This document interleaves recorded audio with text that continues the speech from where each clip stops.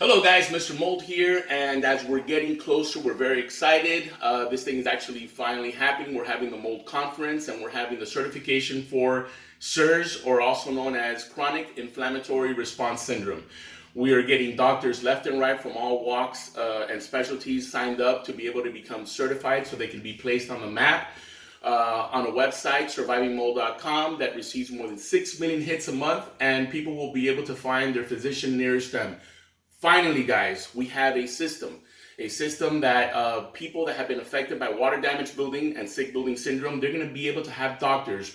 I personally, Mr. Mold Inc., we are lighting up this city with doctors that are going to be well trained. This is something they don't learn in medical school, and this is based on the biotoxin pathway. So they're going to be certified. They're going to be able to screen, diagnose, and treat these patients. But as I'm speaking here in one of the job sites, I'd like to show you how important it is, because we're balancing two different factors here.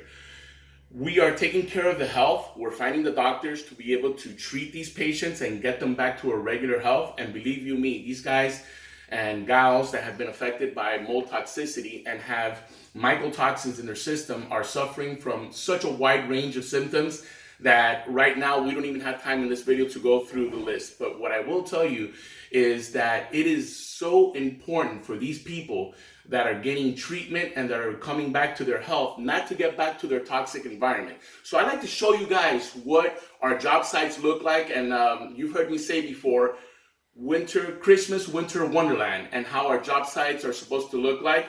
And I want you to see in my background, this is something that we have to take such a close attention to detail and make sure that we go above and beyond the Call of Duty and the protocol that we're supposed to follow, which is the S550 standard or even IICRC guidelines.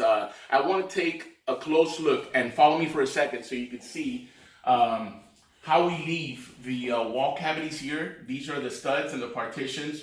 This is where the air handler was at. The air handler in this particular home was the one that was affecting all the different areas that you see here that we had to remediate and eradicate. These walls were all completely contaminated with mold on the inside. And as I mentioned before, this is something that you don't see from the outside. People start getting sick. They start smelling a musty, earthly odor.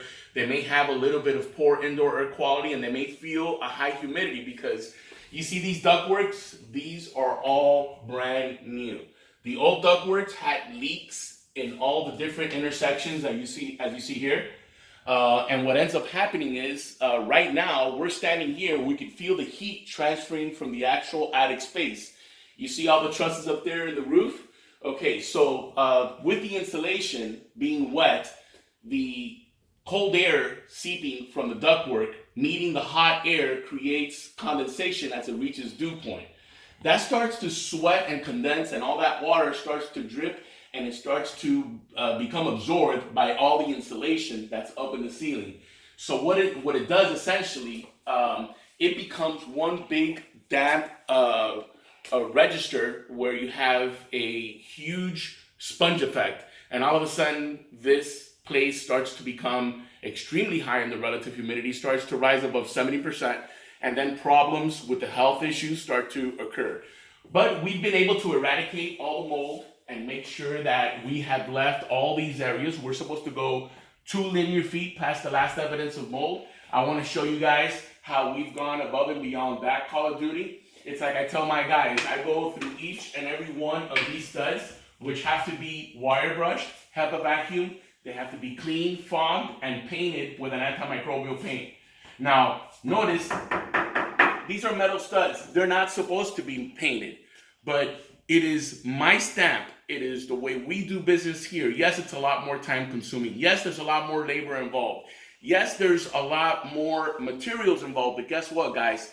This is what it's all about. It's top-notch quality. I know very little companies out there that provide this level of excellence, and the way we do this and the reason we do this first and foremost is for the health and the well-being of our clients. We know what mold exposure does firsthand. We know the health effects. We are now training the doctors. We're coming together full circle. We're bringing the environmental side. We're bringing the doctors. We're bringing the patients that are coming to us. We're talking about patients all over the United States that have come to our portal. We've become that conduit to be able to tell these guys, hey, do not worry. We know your area is contaminated.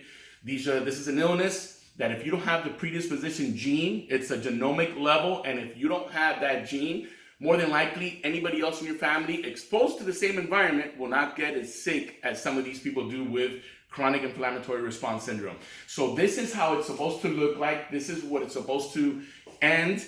And right now we're getting ready to do the clearance, which is a post-remediation verification from a separate company that comes in here. They qualify our work, they do the air samples, they may even do an Hermes test, and they'll say whether this is a safe environment for these people to come back into. I wanted to give you a quick glimpse of what we do and how we do it. And just remember, if you want to win the indoor air quality fight, Mr. Mold will purify your air at the speed of light. Mr. Mold, out.